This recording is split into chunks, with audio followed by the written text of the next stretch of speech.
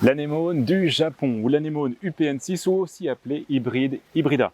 Alors tout ça, ça donne la même plante, c'est une plante très gracieuse, lumineuse et extrêmement robuste. C'est vraiment une plante très généreuse. Alors vous allez avoir sa caractéristique numéro 1, c'est ces longues tiges qui amènent cette hampe florale en ombrelle au-dessus d'une touffe de feuilles. Donc c'est ça qui la rend vraiment très élégante. Alors elle peut atteindre 1,50 m de haut, donc elle est aussi dominante. Donc il faut faire attention quand vous la mettez dans un massif, parce qu'elle peut soit cacher une plante, mais venir magnifiquement animer l'arrière d'autres plantes qui vont être naturellement plus basses. Alors donc sa caractéristique, on l'a dit, cette grande tige qui amène cette ombrelle de fleurs en bout de tige et qui est au-dessus d'une touffe de feuilles qui, elle, va faire un joli petit coussin de 50-70 cm de large et également 50-70 cm de haut. Donc voilà, des feuilles qui vont être caduques, donc la plante disparaît totalement l'hiver, donc il faut se souvenir là où vous l'avez mise, parce que des fois, on peut venir crocher dedans sans le faire exprès.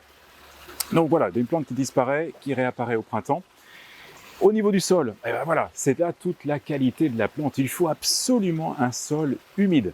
Alors, il faut de la fraîcheur, ce n'est pas une rétention d'eau, il ne faut pas que ça soit un sol qui reste, un sol où l'eau va être présente, il faut que ce soit quand même malgré tout bien drainant, mais il faut une fraîcheur. Alors, fraîcheur qui va être apportée tant par l'ombre, c'est souvent une plante qu'on va trouver mi-ombre.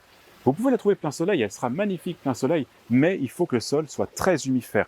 Et ça va être sa grande qualité de celle-ci, c'est que là, vous allez avoir beaucoup d'humus, celle qu'on a dans ce massif. Et vous l'entendez derrière moi, il y a de l'eau, donc quelque part, il y a une remontée d'eau dans cet espace. Voilà, c'est tout ce qu'il faut pour cette plante, de la fraîcheur, de l'humidité, un sol profond, un sol riche, et là, elle va s'installer magnifiquement. Quand le vent est dense, voilà, on sent la petite brise là qui arrive, ça joue et c'est souple et c'est vraiment très très agréable. Autre qualité qui n'est pas des moindres, c'est que bien entendu, vous pouvez, avant qu'elles ne fanent, les couper pour les mettre dans de magnifiques vases dans vos intérieurs. La floraison, c'est automnal, donc c'est vraiment ça son intérêt. Alors là, je pense qu'avec la saison, elles ont fleuri un petit peu tôt, alors qu'on fait ce film, on est fin août, elles ont certainement commencé début août à fleurir.